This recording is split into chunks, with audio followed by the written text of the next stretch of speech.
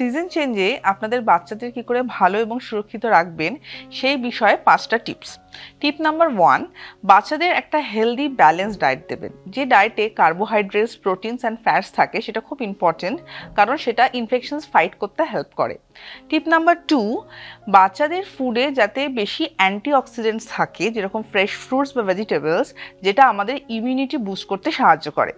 টিপ number 3, বাচ্চা যখন বাইরে থেকে খেলে আসছে বা খেতে বসছে তার আগে হ্যান্ড ওয়াশিং কিন্তু মাস্ট, কারণ এই সময় বাচ্চাদের প্রচুর ব্যাকটেরিয়াল এবং ফাঙ্গাল ইনফেকশন হয়। টিপ নাম্বার 4, এই সময় মশাবাহিত রোগ প্রচুর হয়, যেমন ম্যালেরিয়া, ডেঙ্গু বা চিকনগুনিয়া।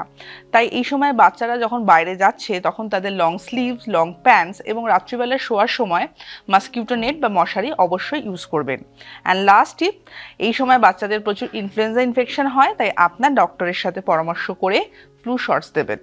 সুস্থ থাকুন, ভালো থাকুন। Peerless hospital, restoring health.